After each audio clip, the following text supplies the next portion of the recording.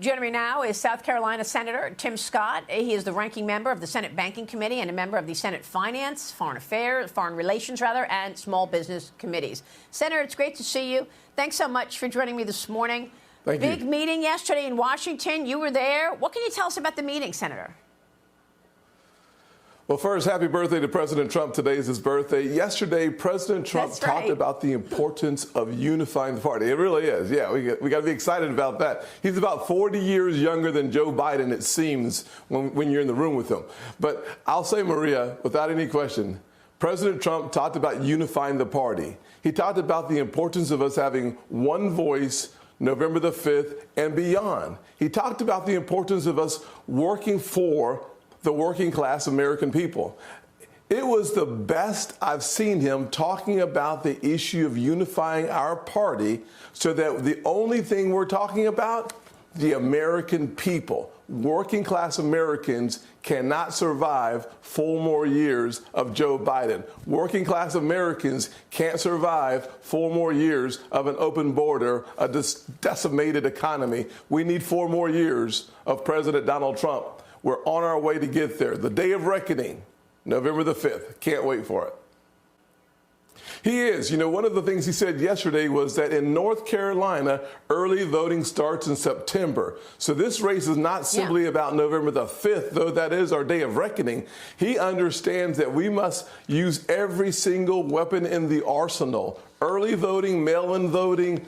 We have to make sure that we saturate this process with Republicans, independent-minded folks voting for Trump, and conservative Democrats who are tired of a 2-tiered justice system coming to our party. President Trump will see his day of victory, but that day of victory actually starts in September. Well, I'll simply say the truth, which is it's not about the who. I've said this entire process. I'll continue to say it today. It's about the what. It's about closing our southern border, a 10 million illegal immigrant invasion, the largest in the history of the country. It actually matters to our voters. The economy decimated under Joe Biden, fantastic under Donald Trump. Crime in our streets, unbelievable to see the effort to defund our police while crime rages. Donald Trump wants to refund, respect, and bring back dignity to law enforcement. I'm going to focus on the what, not the who. That's the way we get 4 more years of Donald Trump.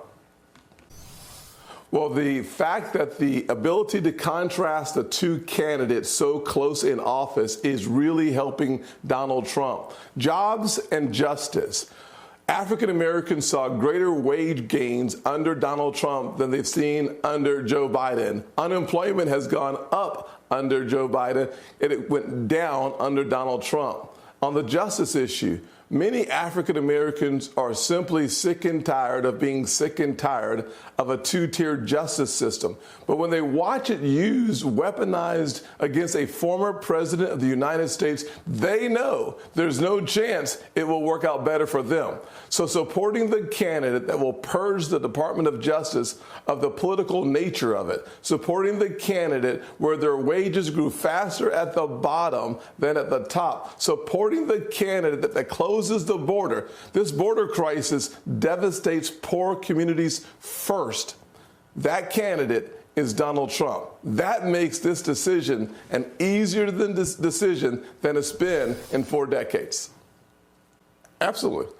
Well, it's been that way for about 30 years. What we're seeing today is the contrast, number one. Number two, black voters know it instinctively, but now they're measuring it in the loss of their paycheck. Spending power down $1,000 a month. That's what it costs more. We're seeing it in the neighborhoods where crime is devastating and ravishing the poorest communities. We're seeing it with the border where they're closing black schools, minority schools in New York City to house illegal immigrants. We're seeing it in wages, in crime, and devastation. But what Donald Trump offers is a better way forward. We were better off under Trump, but that's not a black agenda. That's an American agenda. And what we're seeing today is a working class coalition that is colorblind. It includes blacks and Hispanics and Asians and whites. It includes Native Americans, men and women, old and young, because working class people had more money, safer communities, and a southern border that wasn't a national security crisis. Absolutely. They are unsafe. Their lives are insecure. Their future is uncertain because Joe Biden has a big sign out there that says, grab an unaccompanied child. That is figuratively speaking, of course, but the fact is that we're seeing the greatest rise because his executive order has more holes than a donut. And the bottom line is simply this. We need 4 years of Donald Trump securing our border like it was when he was president. But the one thing we know about the single executive order from Joe Biden, it can't replace 90 executive orders in his first 100 days, making our border unsecure. It can't make up for the 70,000 Americans who've lost their lives to fentanyl. It doesn't make up for the 10 million illegal immigrants or the 100,000 plus Chinese nationals that have crossed our southern border. It certainly does very little, nothing for the sleeper cells that are already in America because Joe Biden left the back door wide open. Wow. That is just chilling, Senator. Really chilling and a stunning list that you just laid out. Senator, it's always a pleasure. Thanks so much for joining me this morning.